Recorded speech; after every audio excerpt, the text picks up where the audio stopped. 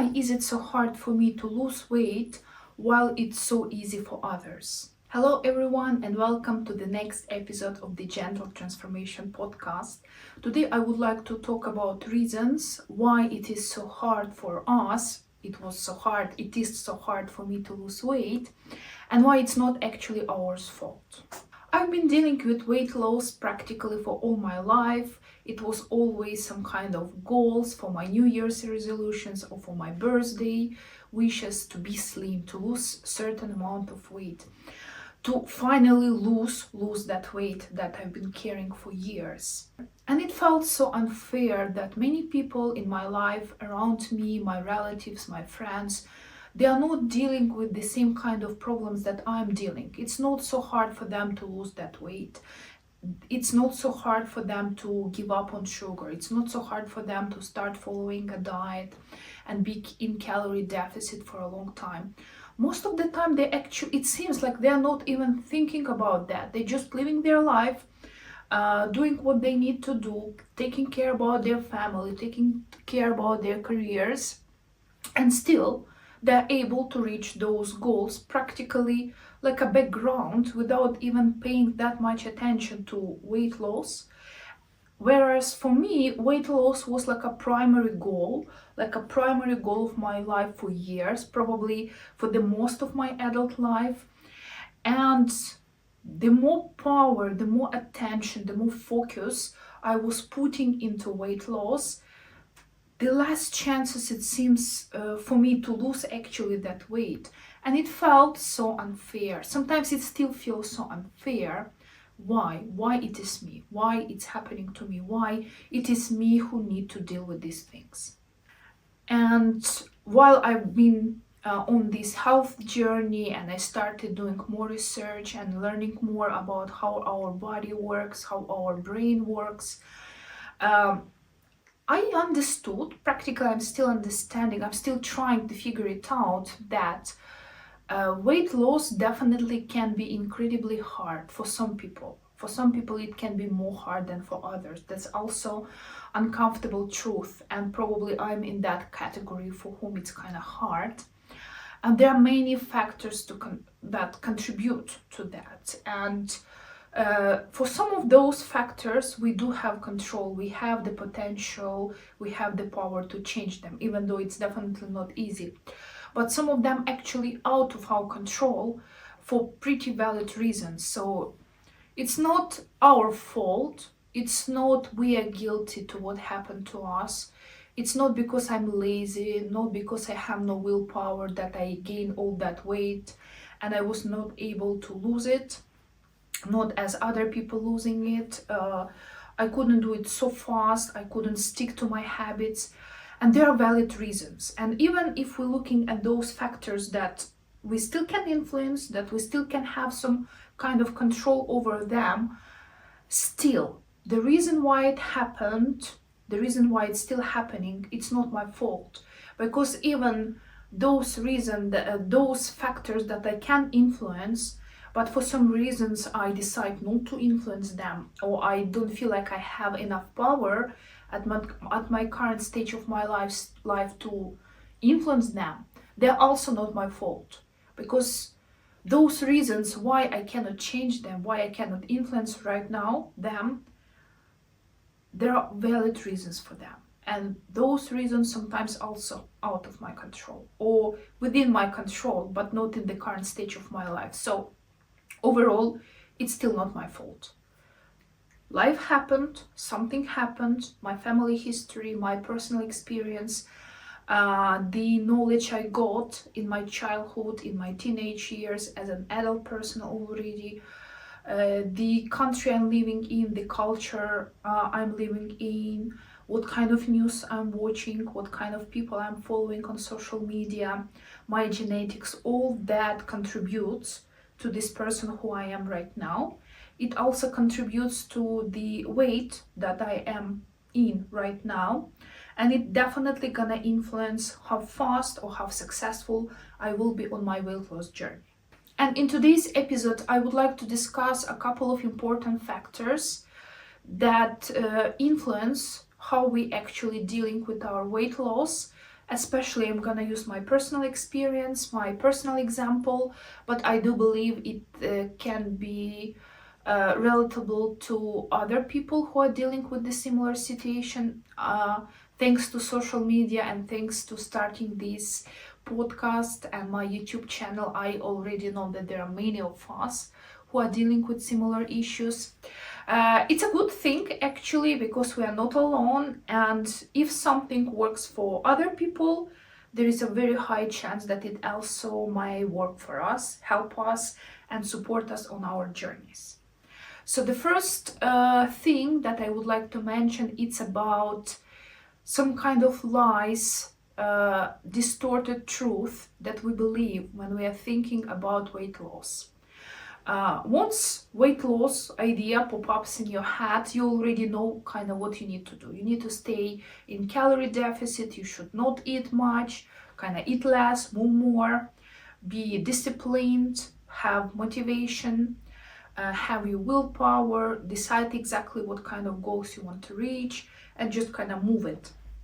Continuously keep doing that, so sooner or later you will reach that goal. And it's actually truth. If we look in general at this, definitely. In order to lose weight, you first of all need to pay attention to your food, and you definitely need to be in calorie deficit, and physical activity helps with regulating your hunger. It helps also because if you're active enough, you can allow yourself eating more calories than you just have a sedentary lifestyle. Overall, it's truth, but when it comes to practice, when it actually comes to implementing all those strategies to our life, it's not always so easy and it's not always so simple. And social media is not always helpful in this matter because we see people who lost a huge amount of weight, who changed their life dramatically, and it feels that it was so easy for them, that just they decided that they need to lose weight, and like 6 months later they're in a new body, super helpful, super successful, super like they look super, right? And when you try doing same, when you're trying to repeat their strategies, when you're trying to follow their example, it seems it's not working for you. It was not like that. It was not working for me. And the more you try and the less success you have with your attempts, the bigger this belief in your head that you are not like them. You cannot be successful at them. You cannot lose weight like them because they are different, they are better, they do not dealing with the problems you are dealing, so there is something wrong with you. You cannot do what seems other people do. But we need to keep in mind that first of all, not everybody who is trying to lose weight is successful. Mostly only successful people put their stories online. Also, we see a very small part of the struggles that they are having, of their journey. We only see the result. We only see before and after, but we don't see quite often during journey. We don't see all their ups and downs that those people have, even though they can be sometimes really honest and very genuine about their experience. Also, when we see those motivating videos, we just see it like sometimes years of work that those people did to themselves. We see them in a 15 minutes long video. So our brain sees like it's so fast, so easy. I can do it too. And when you try and you cannot follow it for years, or you're just not even thinking about that it may take years, it discourages you so much and it increases your chances to give up, and that's definitely my story. Also, we need to remember that many influencers online, it's actually their job to record the videos, to make content, to have enough free time to having all those meals, home cooked meals, to have time to go to gym, to have times to go for 20,000 steps walks outside. And in case you have your family, in case you have your job, in case you have your responsibilities, you just simply do not have all that time because you need to earn money, because you need to take care of your family, because you need to do something different in your life. And your job is not to record those videos, your job is not to have enough time. You just simply do not have enough time for all those things, which definitely support you on your weight loss journey. But let's say realistically, life happens. We do not have all that luxury of time that many other people, especially on social media or on YouTube, have. And even though their stories can be very motivating, and I think a lot of mind shifts for my weight loss journey I had actually thanks to mostly YouTube and all those honest and genuine people who are sharing their struggles, who are sharing their stories. So I can relate to them, I can feel that I'm not alone, and if they could do it, I can do it too, because I'm also a human being. I'm also one of them. We're all humans. If they can do it, I can do it. That's also true. But at the same time, we need to kind of use our filters. We need to take into account time. We need to take into account our life circumstances. And we need to take into account that we do not see the full picture. Even the most honest people there, they do not share something deepest, something especially hard for them, especially personal, that they were not ready to share on social media. So we don't see that side. And when we are dealing with those things, with those bad, dark things, thoughts, we feel that it's only we who are dealing with it. It's like there is something extra wrong with me, because it seems, even though we are similar, they are still not dealing with that type of problems that I am dealing, even though most probably they still do, just they do not show all those dark sides on YouTube. So kind of first thing here is to be realistic, to understand that no matter what you see, no matter how truthful it is, you still cannot see 100%. There still will be a hidden side that you do not know, and that's okay. That's also okay. Just we should use those type of information for personal motivation, for kind of maybe changing our strategies, changing our thinking patterns, but we should still bring our personal experience and our patience and our thinking that it's gonna be long term. Next big thing is hormones, because practically hormones define how you will be successful on your weight loss journey and practically how much weight you can gain or lose. And for a while I've been thinking that my body actually against me, because the harder I try, the less success I have. So I was practically fighting my body. Why? Why my body doesn't want to lose weight? Why, even though I'm push myself into workouts, I follow my diet, I follow my macros, I'm sticking to calorie deficit, sometimes even for pretty long time, my body is still not losing weight, or even if it does, even if I was able to lose even a pretty successful amount of weight, I still was gaining it back. So it was not something consistent. It was not something long-term that kind of stayed with me. And actually, the answer is so simple, and I still wonder why I was so blind in that question. But if you push yourself too hard, if you don't sleep regularly, if you don't eat regularly, if you don't pay attention to your mental health, of course your body will backfire. Of course, all those critical hormones for weight loss, like cortisol, like leptin, like ghrelin, like insulin, they will work. You may think like against you, but actually they work in order to keep you alive. Because when you have too much stress in your life, when you don't eat properly, when you live in constant stress most of all, when you don't have a proper rest, when you are not sleeping enough, when you are not recovering enough, you practically can die. And those hormones are there to help you to survive, to help you not die. And even though you have all those negative consequences, like huge cravings, like emotional eating episodes, binge eating episodes, that you cannot lose that weight, there is a reason why your body is doing that to you, because actually your body is trying to protect you. Your body doesn't want you to die. And when you are angry at your body, when you are pushing it even more because you're not happy with the results that your body gives you, then we just keep constantly living in this loop of hate to your own body.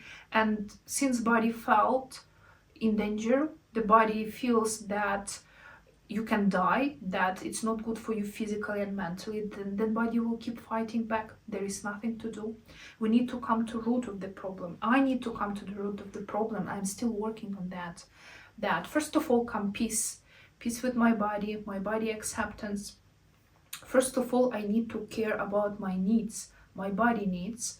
I need to see my body as my partner, my body as somebody who actually helps me to be healthy, because this is also in body's interest, rather than something that is against me, something that I need to fix, something that doesn't want to do something that I want to do. And even though our goals can be very big, our all goals can be very honest, and we truly want something, like I truly want to lose this weight.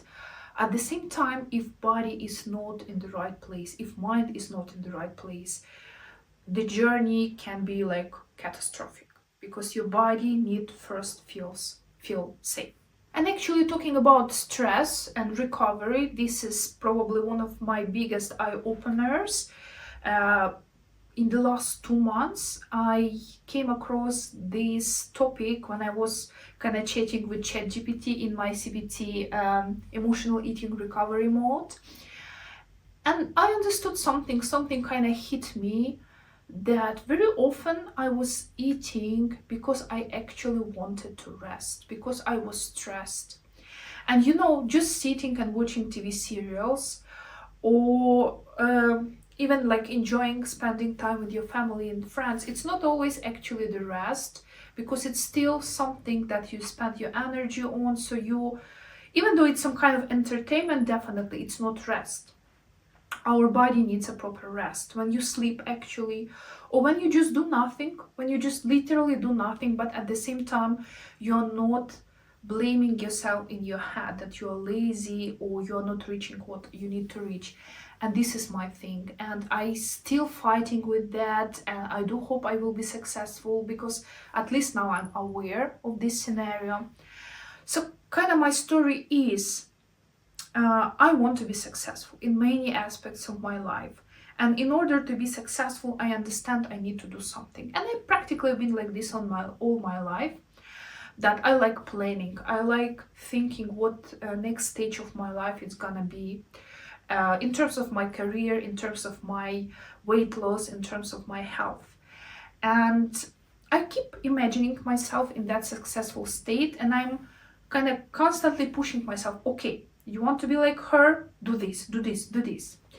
And because it's so overwhelming to constantly pushing myself into that successful mode, because I'm pushing myself so much that I'm actually paralyzed, because I cannot do it. So I'm actually procrastinating. Even though I knew that I need to go for a walk, or I knew that I need to prepare some kind of healthy dinner for me, I keep procrastinating, because the thoughts around it was so overwhelming. It was so much of it. And interesting enough, even though you are procrastinating, even though you're literally doing nothing, you are just wasting your time watching some TV serials or whatever, you are still not resting at that time, because even though you're watching those TV series, you are keep blaming yourself in your head, so it doesn't really solve the problem. So you are not just only not reaching those goals anyway, but at the same time you're also not resting. You are keep living in this constant chronic stress. And for me, food became something that I actually can use for rest, because food, it's socially accepted reason to rest. When I'm eating, nobody can touch me.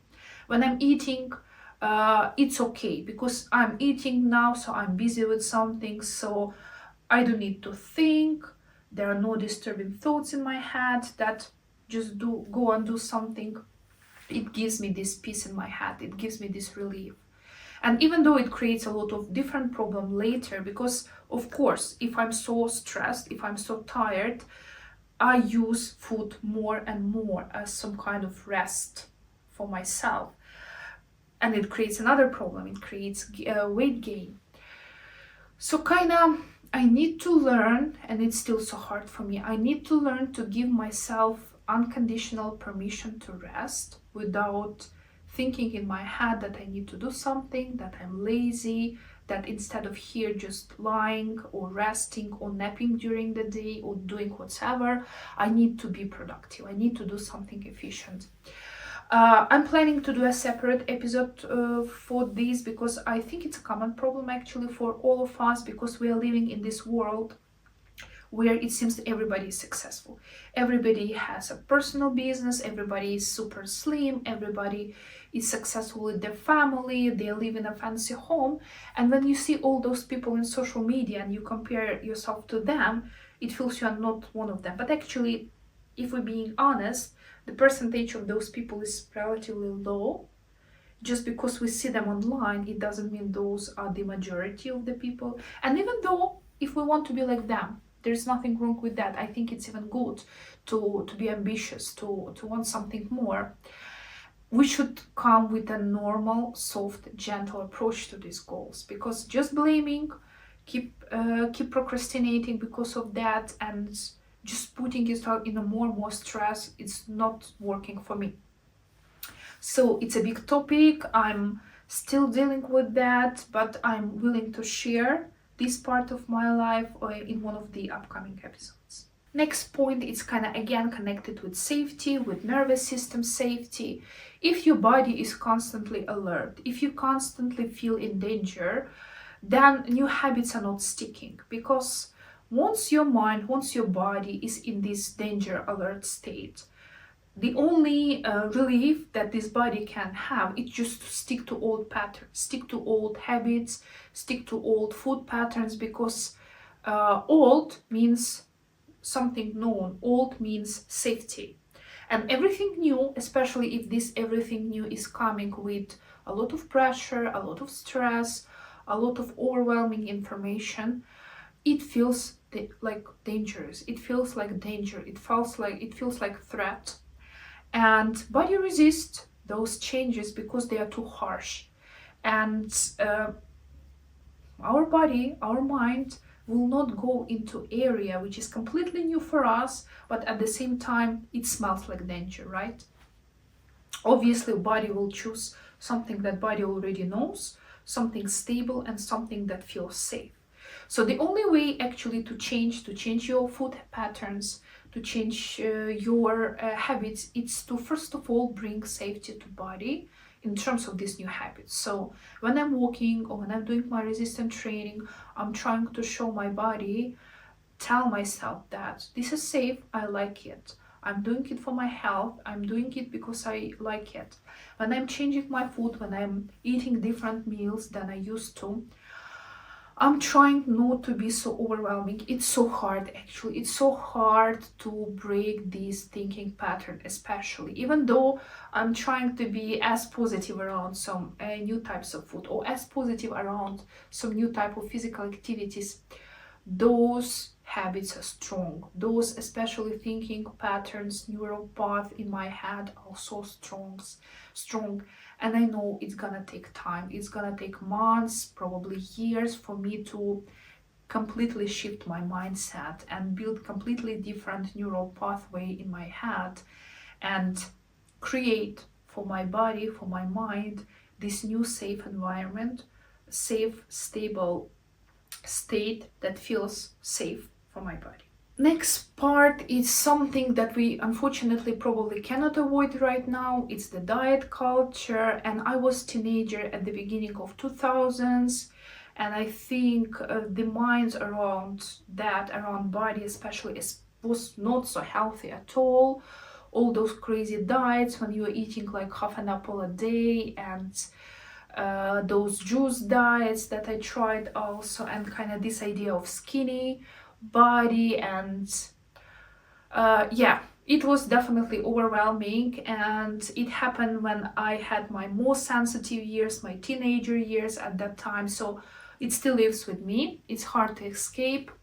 But still, we have diet culture back now around our body also right now, because of all those weight loss medication that now people using.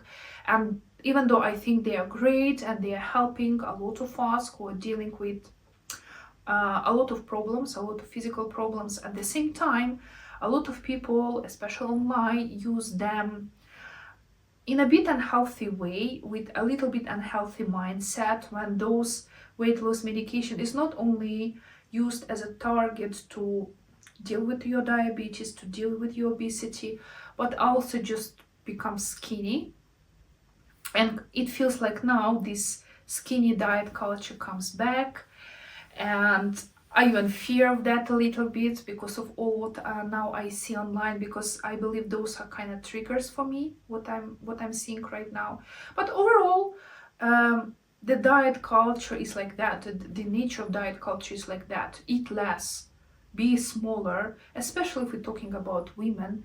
It's like you always need to eat like a bird. You should be as small. If you're not small, like, you are less feminine, you are less woman, like you are a girl, you should eat like this. Girls don't eat like that. Girls don't eat that much food. Girls eat like only salads, they eat like a bird.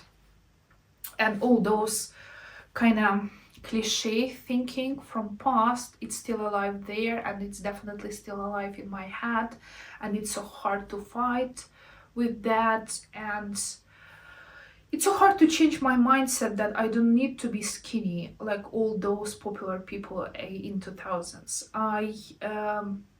Yes, now we also have this shift in the society that we also need to have muscles. Women need to have muscles, and I think it's kind of healthier approach to women body, but at the same time, still, there is a lot of pressure how a woman should look like, and we cannot avoid that pressure. We cannot avoid what we hear, what we see, and it's just additional stress that we need to deal with. And again, I still want to lose weight. I still want to be smaller than I am right now, and in my head, somewhere deep, maybe not that deep, I still want to be kind of like skinny. I want to be able to fit into all that nice clothes, even though I'm actively working on this mentality that I'm doing it for my health. First of all, my goal is to go from the obesity, because obesity has a lot of health risk. I'm obese right now, and move from this obese category to normal, healthy weight range. At the same time, I'm still thinking, but it seems like I want to go even beyond that. I want to be not just in my healthy BMI range, but I want to go even like more kind of lower. I want to be skinny. I want to fit into XS size. I want to fit into all those nice clothes, all those skinny jeans, etc., that I was not able to wear when I was a teenager because of my body type and because of my body weight. And it feels like now, when I imagine like sometimes that I will be skinny, I will be able to wear all that clothes that I was never able to wear. And it's so hard to find this feeling. And sometimes I don't know, should I fight it? Should I actually still wear all that clothes? Probably I should. But it feels like this idea of being skinny, it's first of all, I guess, against my genetics, based on what I already know about my body. Um, I want to be healthy. I want to be in a healthy body weight. And it's so hard to talk to that voice who also wants to see me skinny, even though I know probably I will never be skinny. And also probably even if I can push myself into being skinny, it's not gonna be something connected with health for me. It's a different story. So again, there is a lot to unwrap in this point. And again, probably this is a conversation from one of the next episodes, but diet culture is strong. We cannot fight it easily. We cannot avoid it sometimes. And the only thing we can do is just to be honest to ourselves and do our best to stay consistent with our right goals. And the last point here, which is actually the biggest and it's quite often ignored, it's individual stuff. It's your genetics. It's something that we practically cannot change. Some of us naturally have higher hunger. Some of us literally need a bit more food to satisfy than other people. Some of us are more sensitive to sugar than other people. And it's not because there is something wrong with us, again, just because genetic like this. Something happened when our mothers were pregnant and they were eating something. Something happened because of our childhood, because of our personal experiences around certain type of food. Something literally is just genetic. You have certain level of certain hormones, your body, your system react to food in a little bit different way than system of other people, and you cannot change it. You just need to work with what you can work with, and it's a hard actually to accept. And recently I was dealing with this question especially a lot. I was paying attention to my life history, to my relatives, to how it works, and thanks to a lot of science research now in this area too, I think we can honestly say that just in general, for some people it's harder to stop eating compared to other people. For some people it's harder to be satisfied with food, with sugary food, than for other people, and this is just genetic. It means that when we are losing weight, for some person it will be easier to stick to their diet, it will be easier to stick to their calorie deficit, to their macros, because of their genetics. And for some people it will be harder. So when we are avoiding eating a donut in the morning with coffee, when we are meeting up with our friends, for your friend it can be easier to not to give up this donut because it's in general easier for them. They do not have that fight in their head as you do. They don't have all that food noise. uh, they don't need to spend that much willpower and efforts to give up that donut as you do. And it's not because there is something wrong with you or there is something better with them. It's just because of it is what it is. These are the rules of the games that we need to accept. Whether we like it or not, we should start liking those rules. There are reasons your body is like this. There is a reason you got these genetics. These are the rules of the game that you were born with. And it's up to you just to not follow those rules at all, not to pay attention to it at all, or still play according to those rules. Because it's like life happens. Like sometimes you're lucky to be born in a rich family and have no problems with money at all. And sometimes you're born to a poor family and you're struggling all your life. Who to blame? We can blame society, we can blame like the world powers, we can blame whoever we want, but we cannot change the reality. Same, you can born in a body that has more natural tendency to be slim, and you can born into a body who is not like that. And if we take two people who want to lose 10 kilos, let's say, with different genetics, with different life experience, for one person it will be relatively easy to lose weight. They will not spend that much energy, they will not spend that much effort and willpower in order to lose those 10 kilos. But if we look at another person, it can be like something really so overwhelming and so hard for them because of valid reasons. So we definitely should not be hard on ourselves, because it is what it is. These are the rules of the game, and it's still hard for me to accept. It still feels like it's unfair. Why it's like this? But this is life. This is my body. This is the game I'm playing. This is my starting point, my middle point, and it doesn't mean that there is no hope. It doesn't mean that there is no way for me to lose weight. Just I need to accept that probably for me, losing weight will be harder than for other people. Probably I will need to spend more time, more energy, more efforts, more planning, more structure in my life in order to reach the same goals than as my friend who seems doing it naturally. I may like it, I may not like it.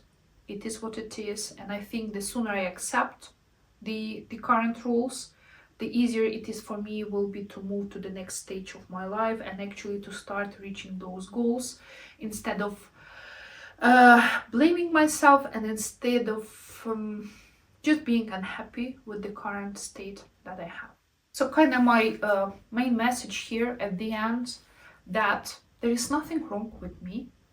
I am who I am because of so many factors, because of so many experiences, because of my genetics, because of my life experience, because of all things that happen in my life, because of the culture I was born in, because of the family I was born in, because of the people I had in my life through all my life, because all those periods that I've been living, because of all those videos, TV serials, movies I've been watching, books I've been reading.